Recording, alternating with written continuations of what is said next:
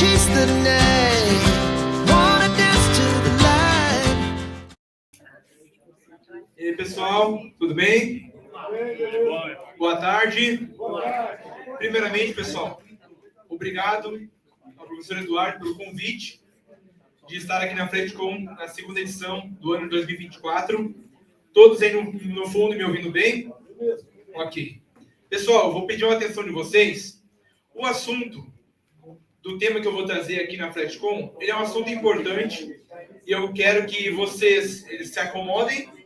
E se alguém lá atrás estiver passando ou conversando, não olhem para trás. Preste atenção para você não perder nada do que eu vou apresentar aqui. Outra coisa, eu vou começar a palestra e eu quero que vocês se sintam à vontade também para me interromper ou perguntar algo, mas que não me roube muito tempo, tá? Então vai ser uma pergunta e uma resposta, tá? Ok? Aqui. Ok. Pessoal, então, obrigado a todos vocês pela presença de estar aqui na FredCon.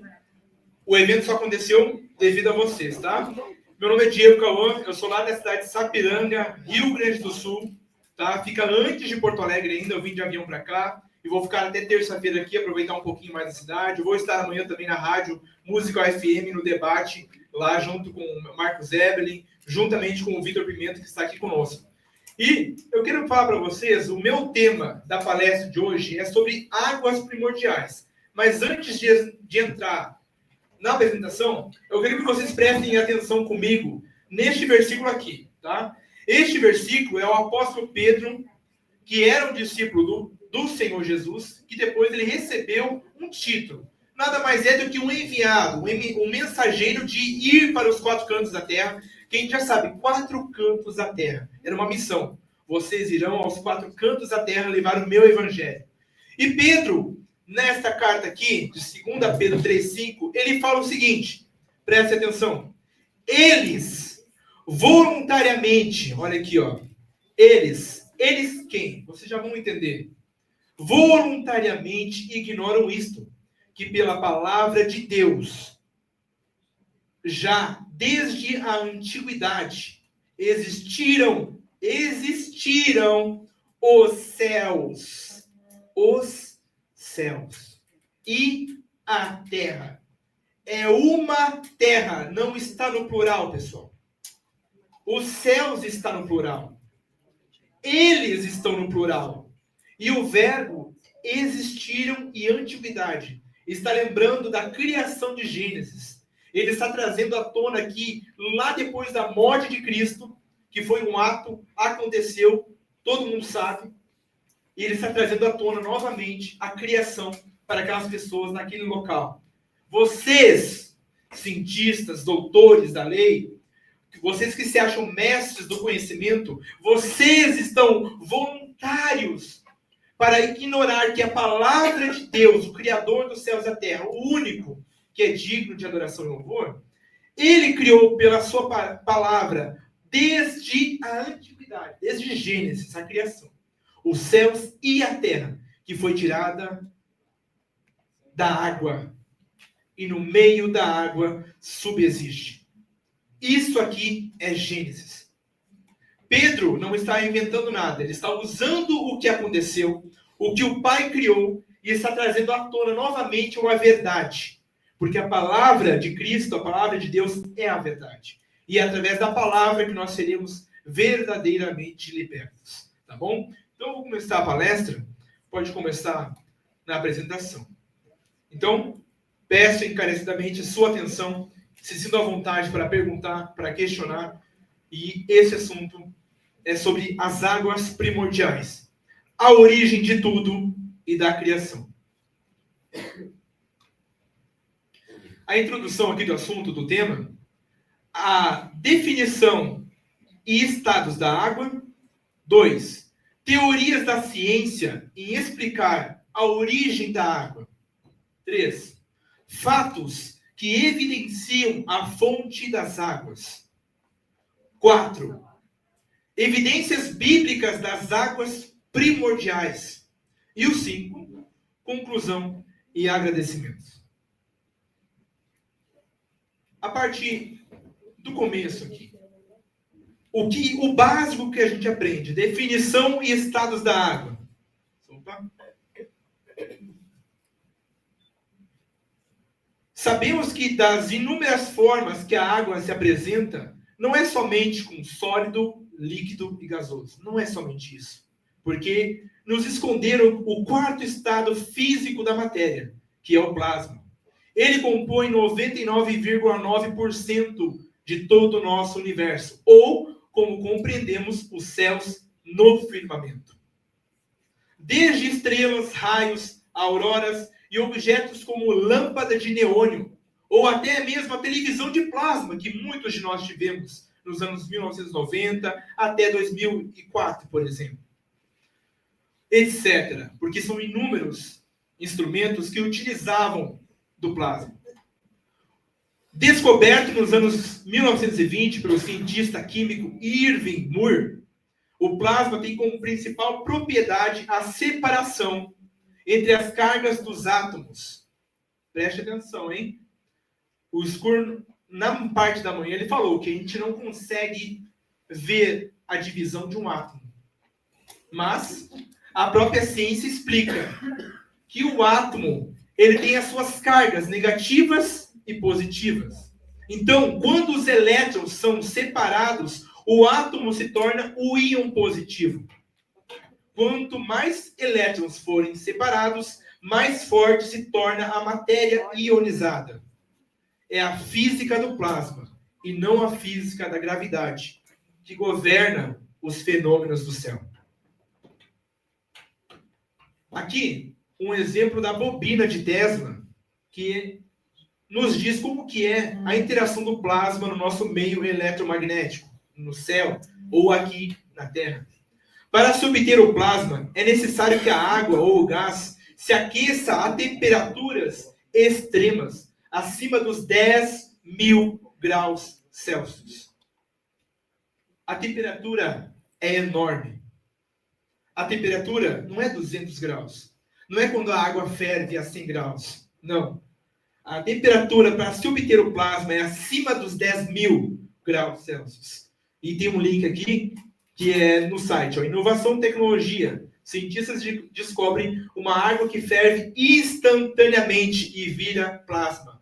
A água, quando fervida no laboratório que eles conseguiram fazer, por descuido, eles descobriram que conseguiram ferver a água e ela virou o estado plasmático. Não era o experimento que eles queriam fazer, mas descobriram e acharam esse experimento. Está aqui o link, se quiser tirar uma foto, mas eu não vou clicar agora, senão vai demorar. Tá? E descobriram que a água passou dos 3 estados. Ela de água líquida já foi direto para o plasma. Não passou para o estado sólido nem o gasoso, como muitos de nós pensamos que deveria acontecer. No nosso reino Terra, o plasma se mostra como frio e quente. Quando quente, ele tem elétrons e partículas pesadas que estão na mesma temperatura. Veja bem. Já o plasma frio, a temperatura dos íons pesados e das partículas neutras são muito menores em comparação com as temperaturas dos elétrons. Aqui, pessoal, eu já vou precisar de alguém ali junto no computador, porque depois vai ter um vídeo, tá? Veja bem, aqui é o segundo tema, evidências do plasma na natureza. Veja bem. Aqui com vocês, eu mostro para vocês o chamado camarão-pistola. O plasma também é visto debaixo d'água, criado por um animal crustáceo chamado camarão-pistola, que tem 2 garras, sendo uma delas a maior e que causa o fenômeno sonoluminescência. Ocorre quando uma bolha de ar suspensa em um líquido emite luz após ser estimulada por ondas sonoras ultrassônicas e submetida a alta temperatura. E após a bolha de água ser estourada, chega a formar o plasma, atacando a presa em velocidade de 100 km por hora debaixo d'água. Um pequeno animal, produzindo uma onda sonora de 218 decibéis, sendo mais alto que a turbina de um avião a jato, e uma força de 100 joules, sendo um dos poucos animais supersônicos da Terra. O local onde a bolha explode alcança a temperatura de 4.700 graus Celsius.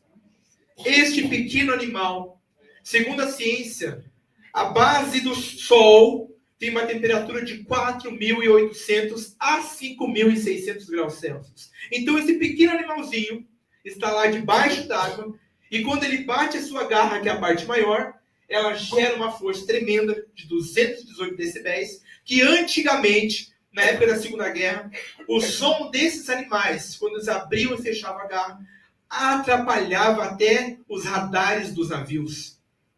Porque o som é muito alto. E os radares dos submarinos e navios precisavam de algo tranquilo para detectar o radar do inimigo. Mas este pequeno animal atrapalhava eles. É um pequeno animal, mas evidências da natureza. Então, esse pequeno animal também consegue alcançar quase a temperatura do Sol. Olha, vamos ver, né? Aqui eu tenho esse pequeno vídeo, se conseguir clicar ali,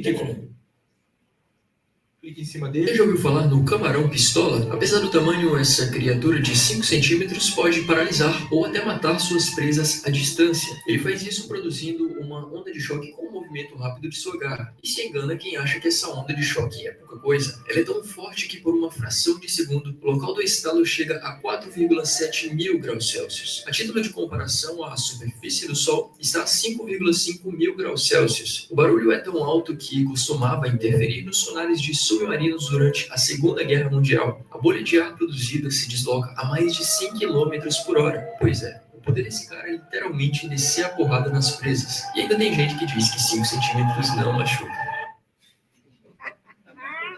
Esse pequeno animalzinho aí incomoda muita gente, hein? Esse aí é o camarão pistola, tem várias cores, né? Mas é sempre pequeno. Então, vamos falar então o que é a sonoluminescência, tá? Engana-se quem pensa que tudo é teoria, pois tudo na natureza pode ou não ser provado com experimentos, tá? E em laboratório, em 1933, o experimento foi feito por 2 cientistas de forma independente. Mais tarde, em 1989, Philip Gayton e Lawrence Krum produziram uma bolha estável, onde ela fica presa. Preste atenção nessa parte. Ela fica presa, uma bolha fica presa por onda acústica, emitindo um pulso de luz a cada compressão da bolha, chegando a temperaturas no seu interior de 20.000 graus Kelvin. Nós vimos antes que o plasma ele precisa chegar a temperatura de 10.000 graus Celsius. Aqui nós estamos vendo que essa bolha produzida no experimento em laboratório chegou a em temperaturas no seu interior de 20.000 graus Kelvin. Muito superior. A tal compreensão do fenômeno ainda segue em investigação pelos cientistas. Veja detalhes de como ocorre. Aqui a bolha abaixo, para quem está vendo, ela expande e no seu interior a potência da temperatura gera luz. Potência. Qual foi as 3 coisas que Nikola Tesla falou? Energia, vibração e frequência. Nikola Tesla disse o seguinte: se você quiser entender sobre o universo, pesquise sobre frequência, energia e vibração. Tudo isso aconteceu em segundos. Frequência da água, a vibração dela, porque tinha também a parte acústica, que é o som. Inclusive as estrelas também, esse experimento eu vi na internet. Isso, senhor, nós já vamos chegar ali. São formadas também através desse sonoluminescência. Vamos chegar agora nessa parte. O senhor quer fazer pergunta, Samuel? Sabe onde é que isso aparece na Bíblia? Sim. Sim. Disse Deus haja luz. Isso. Sonoluminescência. Disse, falou, som, luminescência, luz. Sim. A palavra de Deus, quando eu fiz estudo sobre isso, que eu não trouxe aqui na apresentação, mas eu também posso falar abertamente. Disse Deus, haja luz. Tem duas interpretações. Quando a gente vai debater com alguma pessoa que é teóloga, eles vão dizer que os teólogos que acreditam no modelo do globo e não acreditam no modelo criacionista que nós defendemos, eles vão dizer que o Sol não foi criado no 4º dia. Não, porque o Sol já existia. Quando nós apresentamos, então, disse Deus haja luz, eles vão dizer que, não, Essa luz já existia, mas aí foi criado o sol para carregar aquela luz. Não.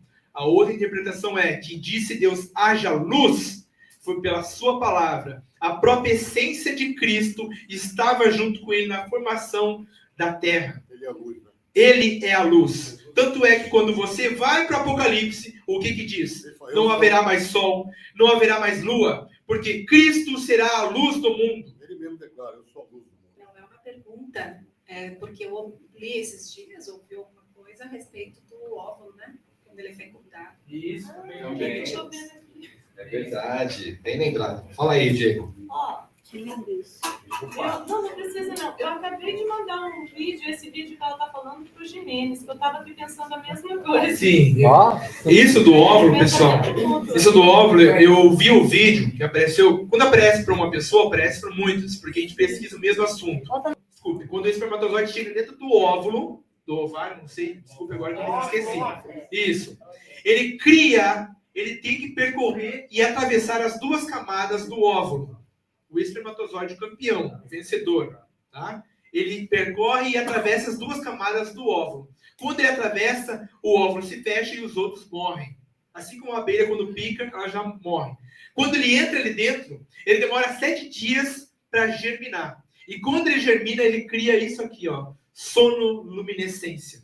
O próprio feto que vai ser gerado, ele cria uma onda de luz, a frequência, vibração e energia. Vamos continuar aqui, então.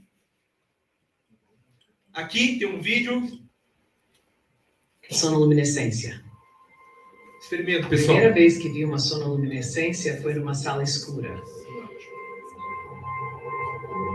Fiquei paralisado ao olhar para isso. Um frasco esférico de fluido.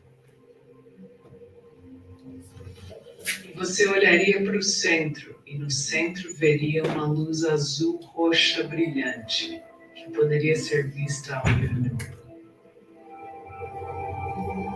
Sonoluminescência. Parecia uma estrela no céu.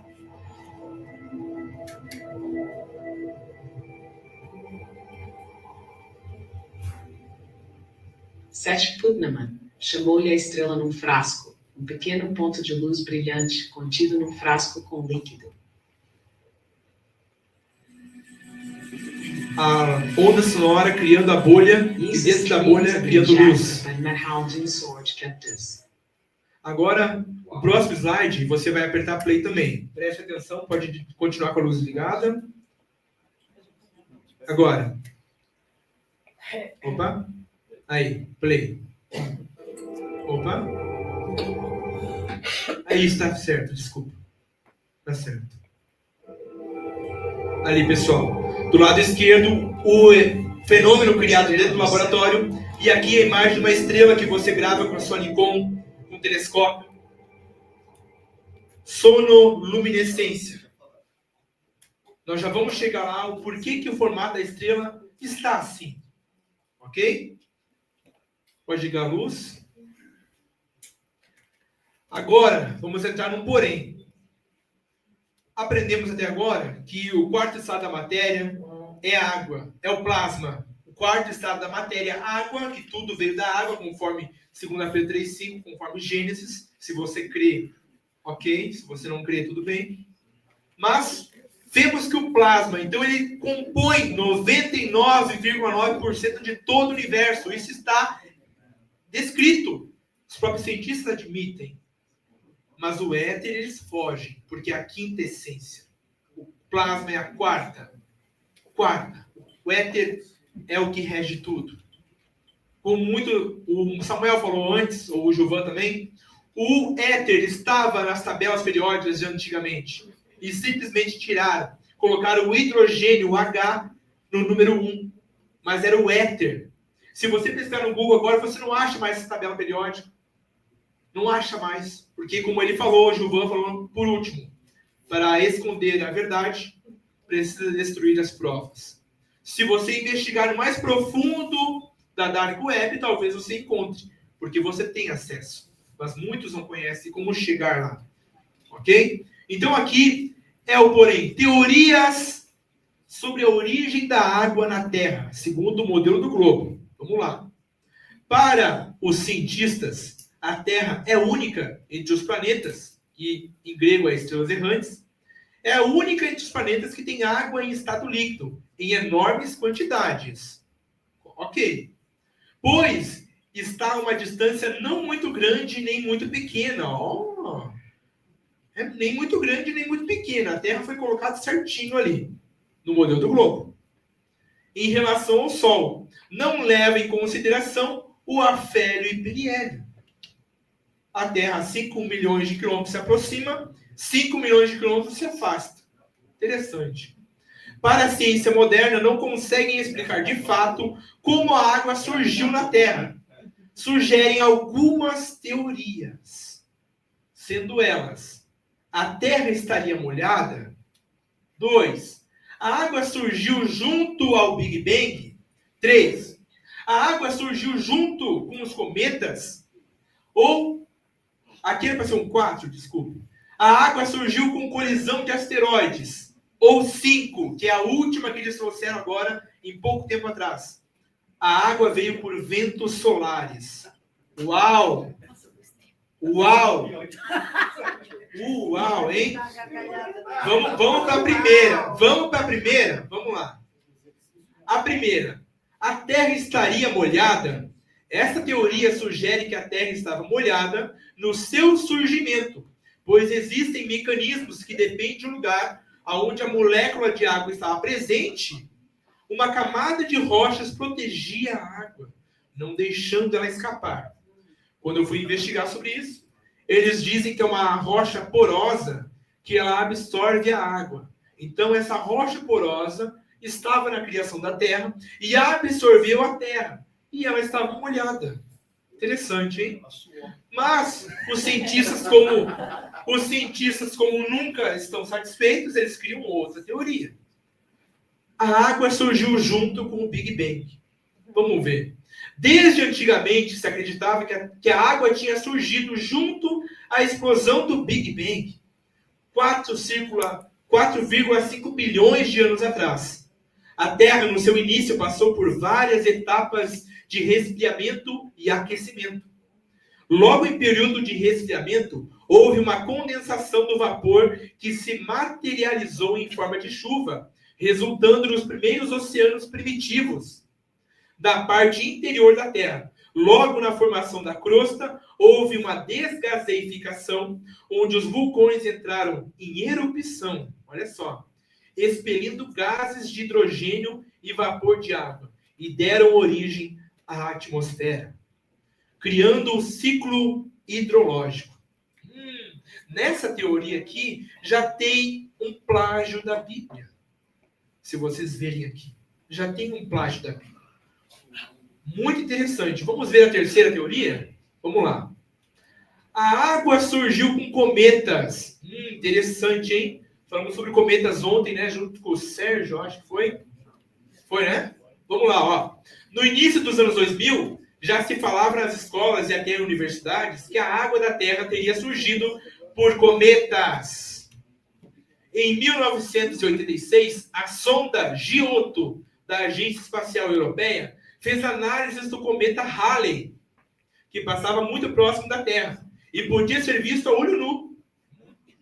Segundo o Sérgio ontem, esse cometa tem uma cauda de 150 milhões de quilômetros.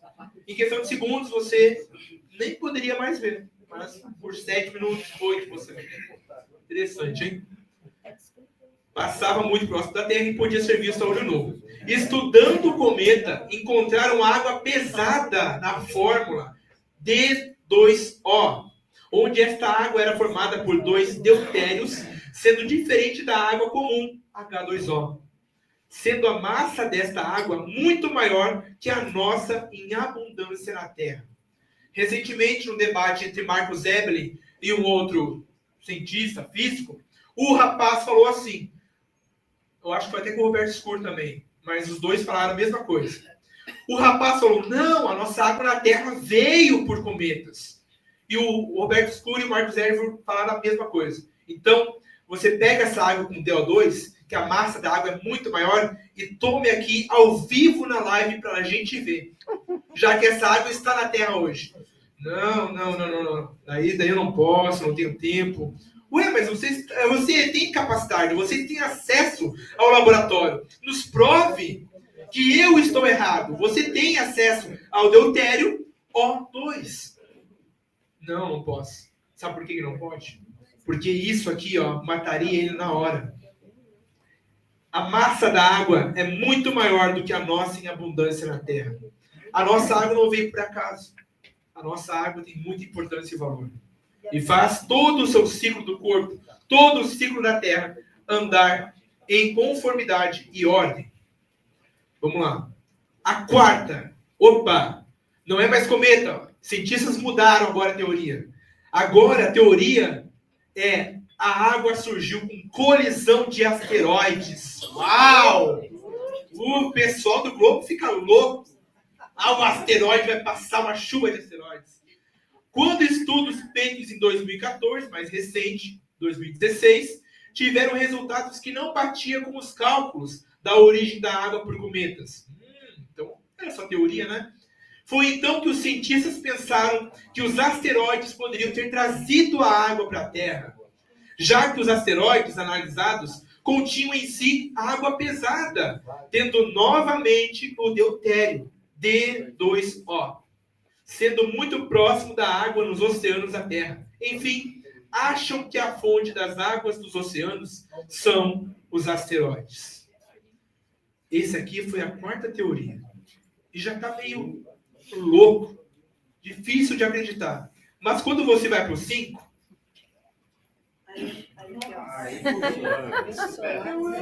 recentemente, um debate, Sérgio Sacani admite que a nova teoria do globo para defender a origem da água é que a água veio por ventos solares.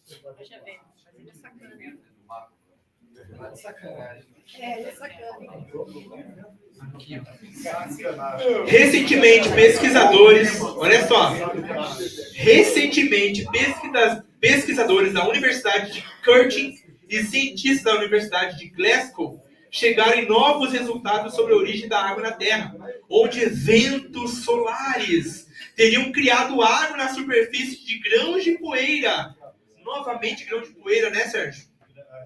Essa água isotopicamente mais leve forneceu o restante da água na Terra durante alguns milhares e milhares e milhares de anos. Esse homem que criou, que viu a água se formando, nem está aqui hoje. Neandertal, ninguém nem parente dele.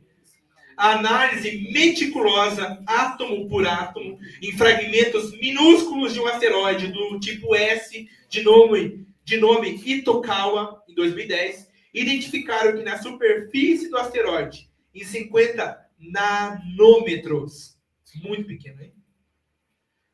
Ou mais, nos grãos de poeira continha água suficiente que, se ampliado, teria 20 litros por metro cúbico de rocha.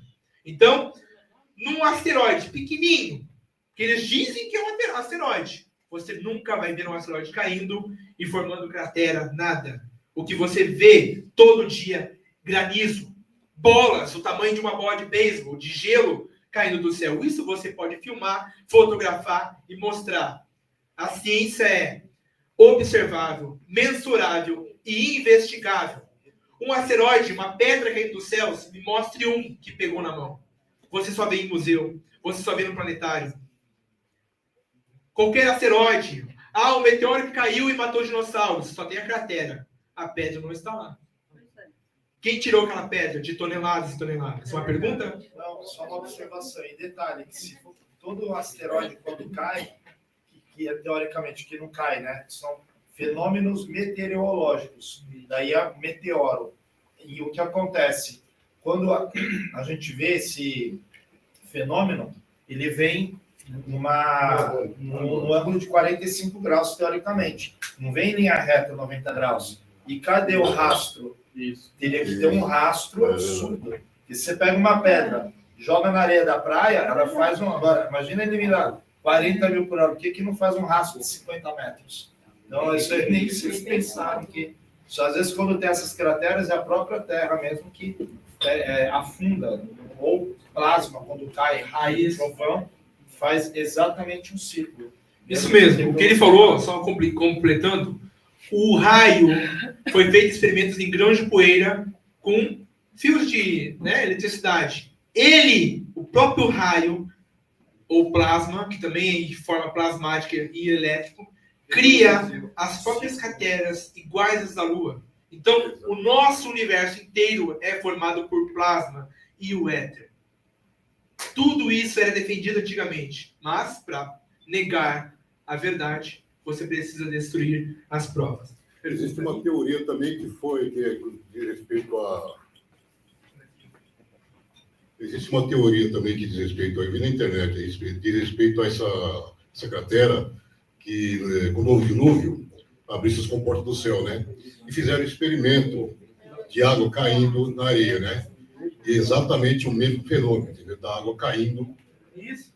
A própria goteira Exatamente, a goteira, você fazendo experimentos, fizeram experimento na internet, ela caindo sobre a areia, entendeu? E fez o mesmo efeito, entendeu? E essa teoria diz respeito, entendeu? A água do dilúvio que caiu, entendeu? Sobre a Terra e fez e deu esse efeito da cratera.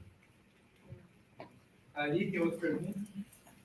Ok? Então, Diego, tu fez uma referência de que crateras como a da Lua.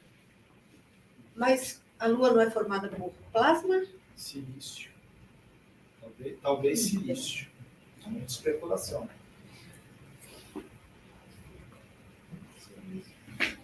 Ninguém bateu o martelo.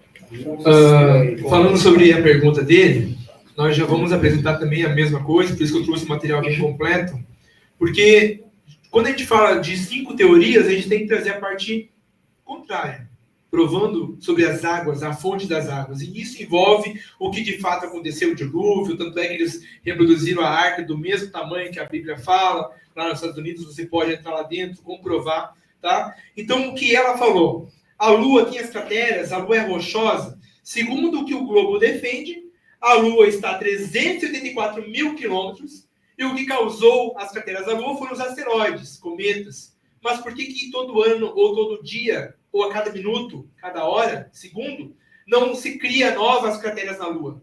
Já que nós estamos sendo abatidos, nós estamos sendo toda hora metralhados por asteroides. Então, quando aconteceu o dilúvio, tem vídeos no YouTube, no canal do Alê, no canal do Donato, no canal de outras pessoas, o Martins também, tem 2 tipos de experimentos que falam sobre a interação eletromagnética que houve com o Sol e a Lua na época do dilúvio. Que a Lua foi atacada pelo plasma, pelo Sol também. Isso, a interação eletromagnética dos 2 astros. Mas se eu entrar nesse ponto, vamos sair do assunto. Alguém mais tem pergunta agora? Não? Ok. Vamos lá então, olha só. Então, isso aqui é a 5ª teoria mais recente e foi falado em universidade.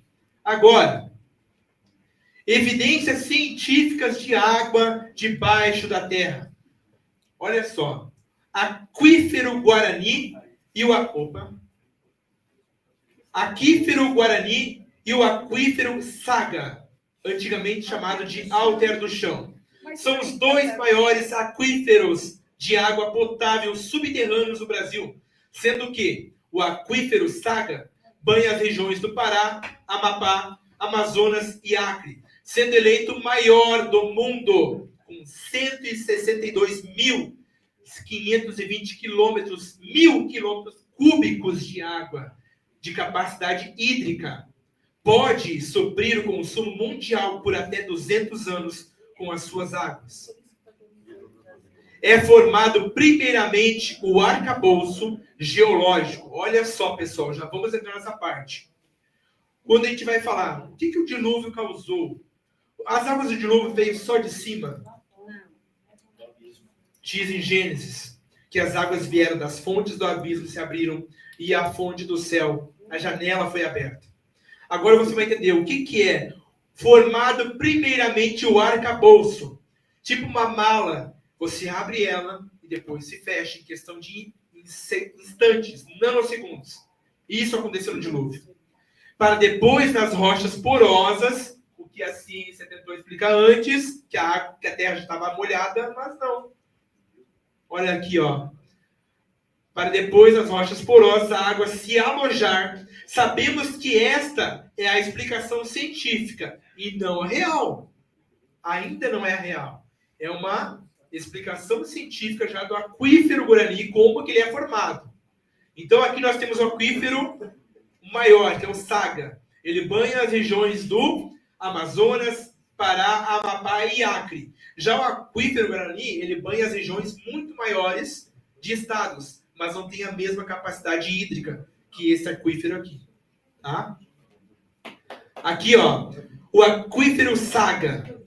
Olha as regiões que ele banha e as dimensões de capacidade hídrica. Ó, 600 mil, 500 mil, Amazonas, Solimões, Acre, Marajó. Aqui, ó, em azul é a área e a reserva em vermelho. Tá?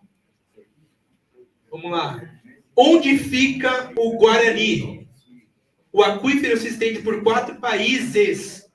O aquífero Guarani parece maior de tamanho, mas não de capacidade. Porque isso nós estamos falando de água debaixo da terra. Debaixo da terra, gente. Tem 1,2 milhão de quilômetros quadrados, tá? A extensão do território do aquífero Guarani, ó. Vai na Argentina, Uruguai, Rio Grande do Sul, pega Santa Catarina, Paraná, aqui o Paraguai, Mato Grosso, São Paulo, Minas Gerais, Goiânia, que eu acho Goiás. que é Goiás e Mato Grosso. Mato Grosso do Sul e Mato Grosso. Então, ele é super grande. Aqui, imagem abaixo também. E aqui, pessoal, olha só, foi descoberto em Minas Gerais, hein? Olha só. A ringwoodita. Diamante revela a existência de um oceano debaixo da Terra. A amostra do mineral, aqui está a imagem dele, tá? E ali no meio, ó, naquele pontinho ali, ó, vocês vão entender o que eles acharam dentro do diamante. Olha só. A amostra do mineral foi na cidade de Juína, no Mato Grosso. Tem em Minas Gerais também, mas em Mato Grosso também. Ou, não sei, tá? Desculpa. Em 2009, por pesquisadores liderados por Graham Pearson, na Universidade de Alberta, no Canadá. O diamante contém 1,5 a 2,5 do seu peso em água. Ali naquela partezinha ali, ó. Que sugeriu aos pesquisadores ter na zona de transição do manto 410 a 660 quilômetros de profundidade. Abaixo da superfície, um enorme reservatório de águas subterrâneas. Segundo Graham, há 20 anos, eles já acreditavam que existia água debaixo da terra. Há 20 anos eles vêm tentando acreditar, fazer uma força para acreditar. Mas eles precisam de mais evidências. Então eles estavam há 20 anos. Mas agora, com esta descoberta, eles afirmam, sim, pode haver uma quantidade 2 a 3 vezes maior de água na zona de transição, que cobriria toda a Terra por 180 metros de profundidade. Essa água que está lá embaixo, de 2 a 3 vezes mais, cobriria toda a Terra, 180 metros. Nivelada. Porque a física natural da água é buscar o seu nível. Vamos lá. Por que o nome Ringwoodite? O nome se deu pois o geólogo australiano Ted Ringwood, que acreditava existir um mineral especial que criaria a zona de transição formado por altas pressões e temperaturas dessa área. Veja bem, pessoal, esse geólogo já estava muito perto do dilúvio, muito perto do que Gênesis descreve, como as fontes se abrindo e águas jorrando para cima. E o que ele fala? A zona de transição formada por altas pressões e temperatura nesta área. A zona de transição é formada, segundo ele, por estes minerais que absorvem a água, não estando a zona de transição totalmente líquida, mas sólida. Por isso que eles dizem que as placas tectônicas são rochas duras. Não. O próprio Dr. Afonso, em um vídeo recente, ele desmonta isso. Não tem como uma rocha com rocha criar uma implosão ou algo que a gente chama de terremotos e divisão das placas. Não. Tem que ter alguma coisa no meio. e ao líquido. Teoria das hidroplacas. É isso que ele veio trazer, que anos atrás já havia sido dito. Veja comigo. Teoria criada pelo Dr. Walter Brown explica que uma pequena fissura na crosta da Terra, devido a altas pressões de água subterrânea, fez com que a água fosse lançada a grandes altitudes, tendo a energia sido tão forte, equivalente a 10 bilhões de bombas de hidrogênio. Uma bomba de hidrogênio, se você pesquisar agora, é muitas e muitas vezes maior do que a potência da bomba de Hiroshima, de Oppenheimer.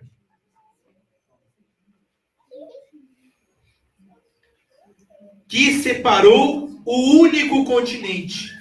Essa potência de água, que tinha uma potência equivalente a 10 bilhões de bombas de hidrogênio, separou o único continente, que eles acreditavam que era Pangeia. Nada vem por acaso. Tudo foi criado, as pessoas viviam juntamente, mas ninguém investigava o sul. Eles andavam todos ali, habitavam em tendas, eram viajantes, eram estrangeiros, eram nômades, né, como a gente costuma falar, uma pessoa que não tem lugar para ficar. Eles estavam sempre viajando, não tinham lugar para ficar, uma casa física. Então, era o continente único. O próprio Dr. Douglas, do canal Inteligentista, ele explica de onde surgiu as inúmeras línguas que nós temos hoje. Mais de 200. E quando ele faz o cálculo da parte histórica, ele chega em 13 a 14 famílias. E dessas 14, 13 famílias, vem de Sem, Cã e Jafé. Sem, Cã e Jafé desceram do quê? Do dilúvio, junto com Noé. Todos eles passaram pelo evento bíblico chamado o dilúvio de águas.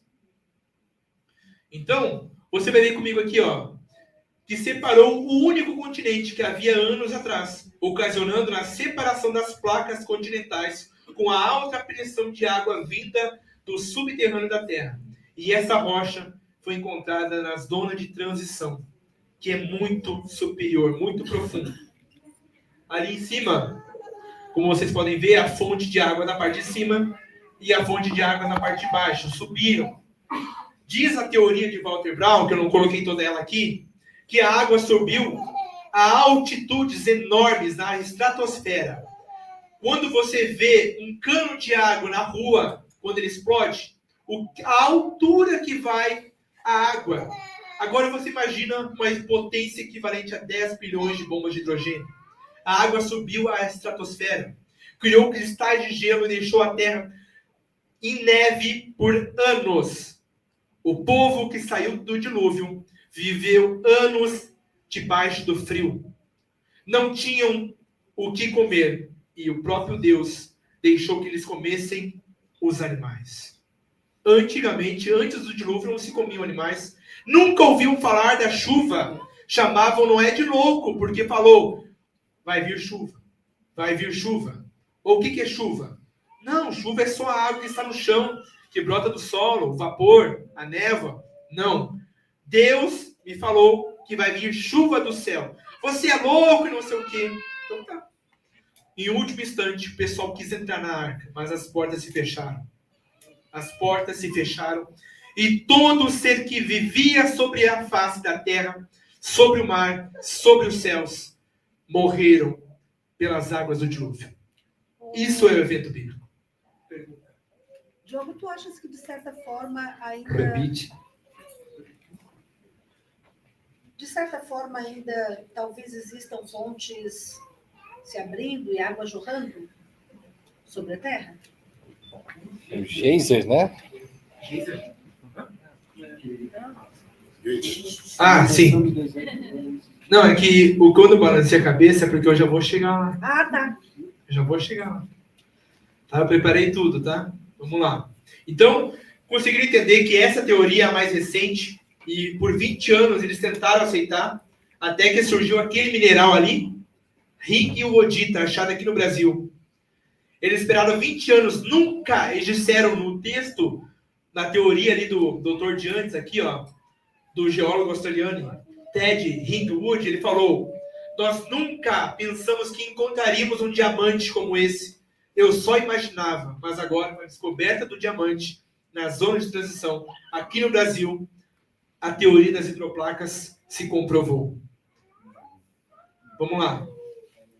Fatos que evidenciam a fonte das águas, pessoal. Vamos lá. Ao analisar as teorias da origem da água no modelo que a ciência moderna impõe, podemos ver que inúmeras coisas na natureza hoje são explicadas com base em achismos, teorias ou simulações. Eu acho, eu suponho, não, eu posso sentir. Não, eu não quero que você ache, eu não quero que você sinta, eu não quero que você suponha, eu quero que você me prove, por A mais B, que a água não faz curva. A água não faz curva, você tem que me provar que ela faz o contrário. O pedreiro não tem diploma, mas ele constrói um prédio reto com os muros nivelados. Usando nível. Dentro do nível tem uma gotinha de água.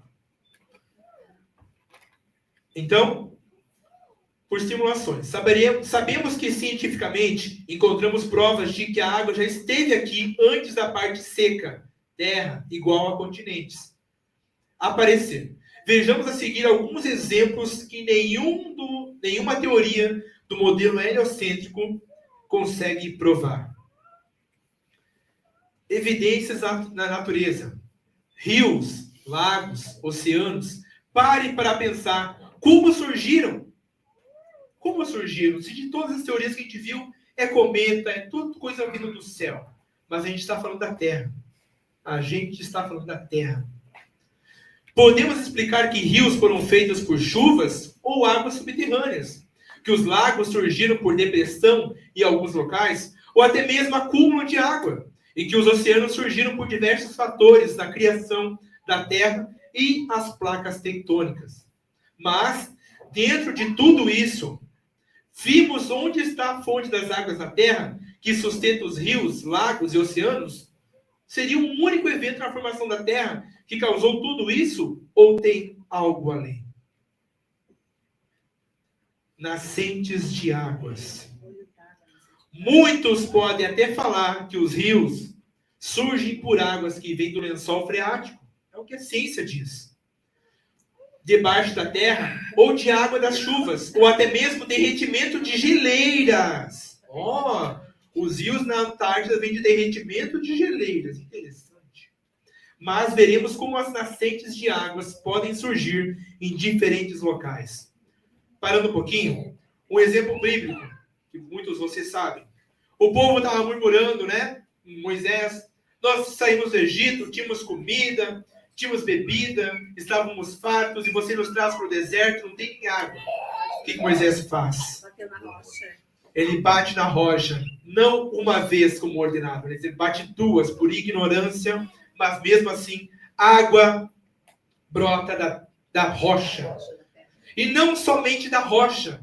Na natureza, a água você vê brotando debaixo de árvores, dentro de troncos de árvores. A ciência não consegue explicar. Ou, no mínimo, eles vão dizer que é um cano furado. Nascentes de água dos rios são, na maioria, dentro de rochas ou montanhas e vales. Vejamos algumas. Nascente do rio Tietê. Pode clicar o play no vídeo. Veja comigo, pessoal. Pode apagar a luz? Pode apagar a luz?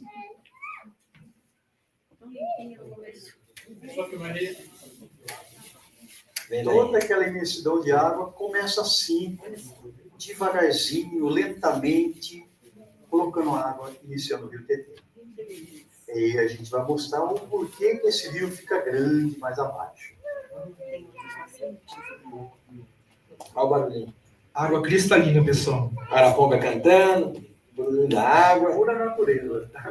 Antes de chegarmos à filmagem dos pontos que brotam, como que a água chega aqui, vamos falar um pouquinho dessa placa. Aqui nasce o Rio Tietê, Sociedade Geográfica Brasileira. Primeira data, fundação de São Paulo, 1554. Quarto centenário da cidade de São Paulo, 1954. é quando a nascente do Tietê foi oficializada, descoberta pela Sociedade Geográfica Brasileira. Foi para comemorar o 4º centenário da cidade de São Paulo, que subiram o rio Tietê, chegaram até esse ponto, na fazenda do Sr. Joaquim Chaves, e disseram, aqui nasce o rio Tietê. Aí colocaram essa plaquinha daqui. O que ocorre quando a gente mostra a plaquinha aqui, a data em que a nascente foi oficializada?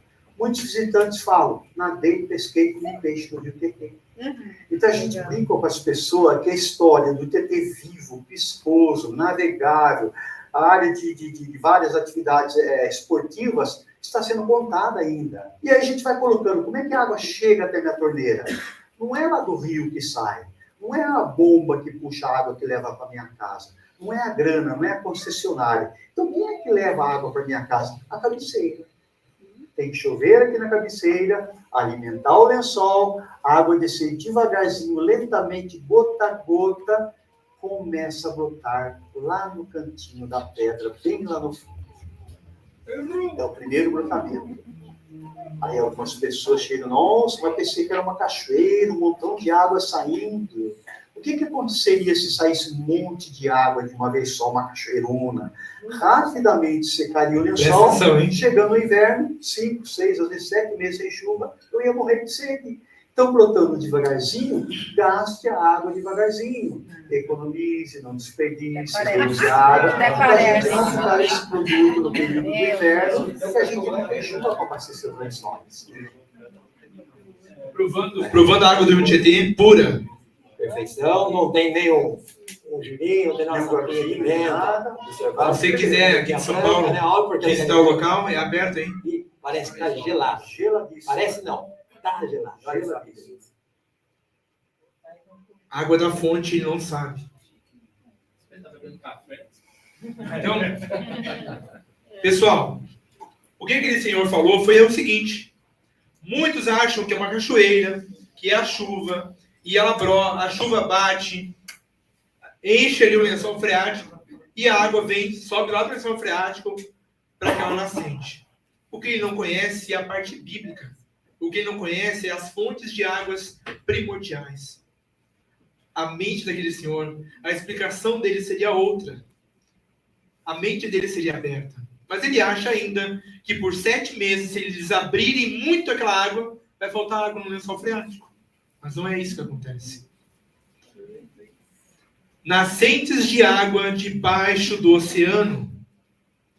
O mergulhador Joe encontra nascente de água potável, onde o mesmo bebe dela, provando que debaixo dos mares existem fontes de água. É algo muito comum para muitas pessoas que mergulham nas profundezas dos oceanos e mares encontrar essas fontes de águas naturais. Pode clicar o play e desliga a luz. Não é só mar, rios também. Lagoas. Não, passou. Clica em cima desse. Entendi. Vá. I was diving the river when I came across this. So I took my mouthpiece out and drank it cause it's pure water boiling out of the riverbed. O que ele falou com o sinalzinho? Água muito boa. Tem um vídeo completo dele no canal dele no YouTube, Joey Mergulhador.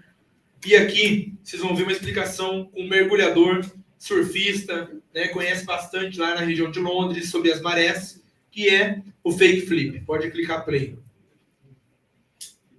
Isso é uma nascente em nível do mar, tá? Isso aí é beira da praia, tá? As nascentes de água doce, elas existem em todas as partes do solo, tanto no alto das montanhas como no fundo das depressões. Não importa a altura do solo. Vocês viram? Não importa a altura do solo. As fontes de águas da água primordial de 2 Pedro 3,5 ou de Gênesis podem nascer, vêm com força e nascem onde querem. Uma pergunta.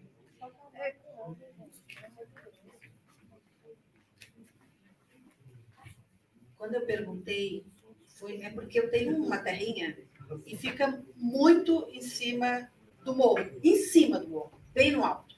E tem um olho d'água. Então não tem como esperar pela chuva ou Isso que ele disse, teve água descer. Não, ela é bem no alto e lá tem um olho d'água que verte água. Por isso eu te fiz essa pergunta. Qual seria, nos mares, a função do sal? Alguém mais? Não? Não, eu queria só fazer um comentário bem Pode fazer. breve. Peraí. Só vale lembrar que na Bíblia tem aquele momento que o povo estava no deserto e sentiu sede e brotou água da rocha, né? Mas ele acabou de falar. Duas madeiradas. Então, pessoal, vocês viram como é legal quando a pessoa ela vê o próprio evento cíclico acontecendo na casa dela.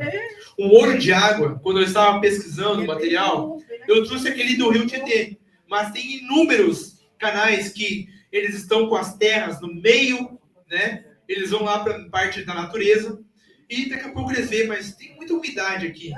O rapaz ele começa a cavar, cava e ele acha o olho d'água. Quando ele cava um pouco mais, jorra, parece um cano de água e não para mais. E o que eles fazem, o pessoal que mora na roça?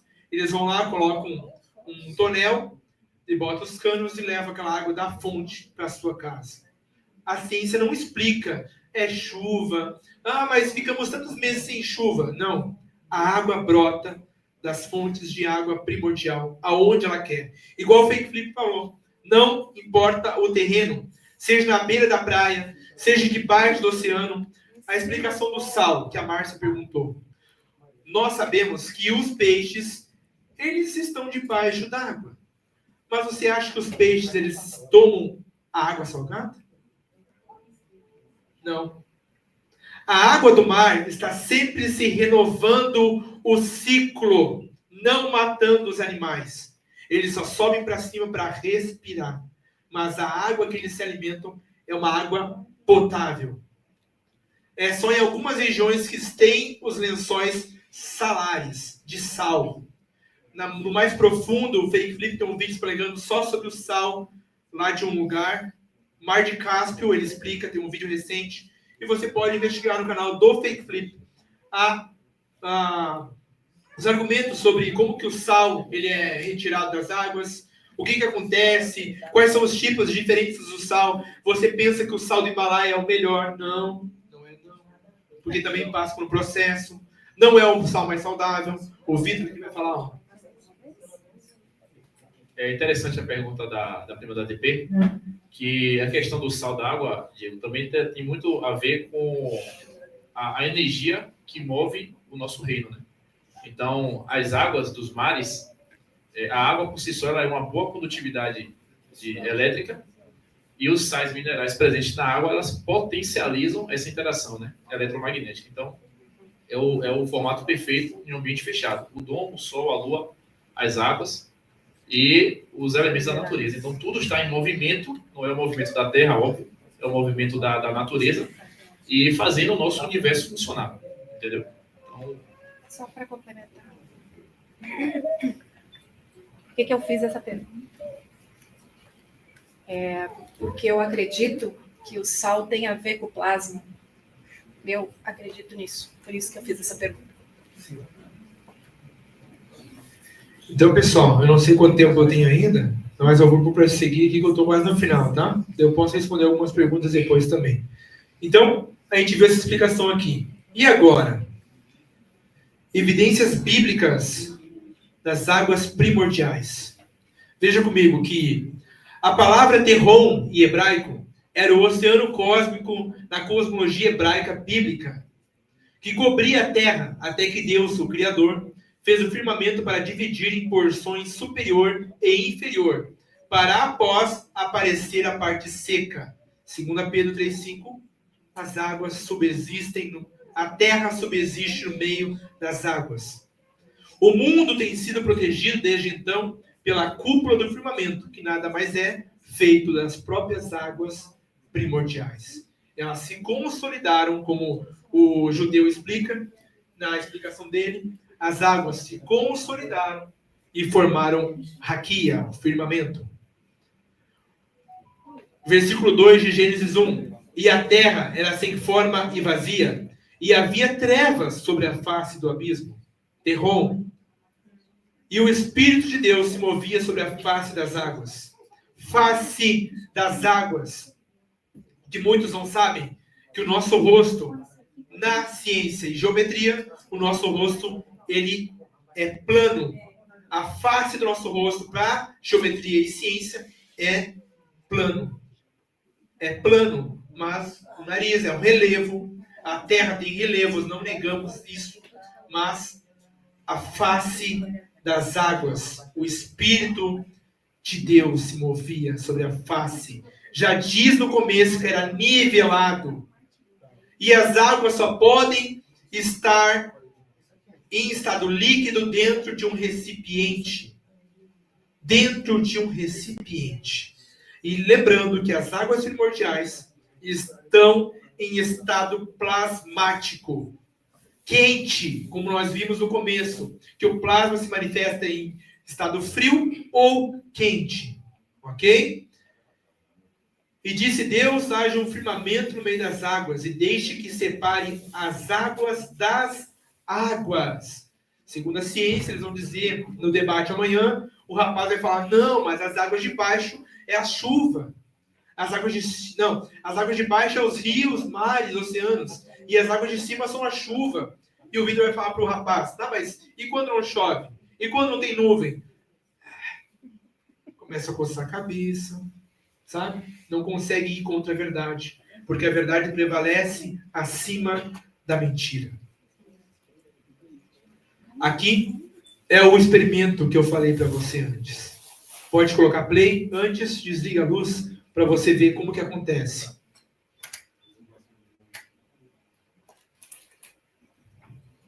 Veja, pessoal, um experimento nas águas primordiais.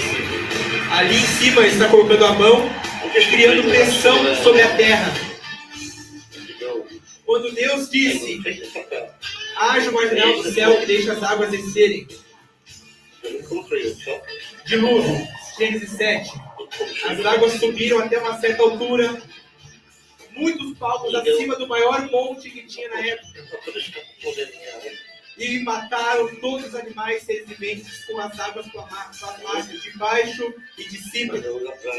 Depois, quando ele fechou as comportas dos céus, as águas desceram e ficaram niveladas novamente. Tanto é que Noé demorou alguns meses para sair da arca. Ele soltou um corvo, o corvo voltava, a terra estava úmida. Soltou o segundo corvo e a terra ainda estava úmida. Ele soltou a pomba volta, ou era a pomba, né? A segunda, né? A segunda pomba volta com um galho de oliveira na mão. A terceira pomba solta e não volta mais. Então ele vê que a terra estava seca. Depois de 7 dias ele sai com a sua família. 8 pessoas e geraram mais de 14 famílias. E essas famílias temos inúmeras línguas hoje. Mais de 200 línguas estranhas. Conclusão de tudo isso que nós falamos. Entendemos que tudo em nosso meio é feito de matéria. E a matéria veio da água. E a água nunca foi criada, mas sempre existiu antes da criação deste mundo. Acredito que todos aqui não conseguiriam ficar sem água. E temos como maior prova de uma terra plana o nivelamento dos oceanos, lagos e a curva de nível dos rios. A única curva que eles podem dizer que a água faz é nos rios, mas nem isso eles conhecem. Porque é curva de nível, é nivelamento topográfico. Os vasos comunicantes provam isso, que independente do formato e volume do recipiente, a água se equilibra e busca o seu nível. Obrigado a todos. Meu canal no YouTube.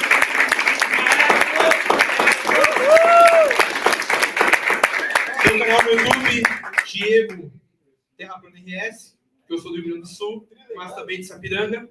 Aqui está o canal no YouTube. Chega logo a 1000, velho. Quase está batendo 1000, fui ver hoje. E aqui, pessoal, a página do Instagram, atualizada. Foi tirada a semana a foto e botada ali. Tá? O que eu tenho na descrição? Para as pessoas que chegam de imediato. A água não faz curva. Veja os stories em destaque, porque todo vídeo que eu posto, eu crio o assunto que ela tenha dúvida. Ah, eu quero ver tal vídeo de cometas. Está lá o assunto em destaque. Eu quero saber mais sobre as estações do ano. Está ali os stories em destaque. Tá bom, pessoal? Muito obrigado a todos vocês. Foi um prazer estar aqui. Muito bom.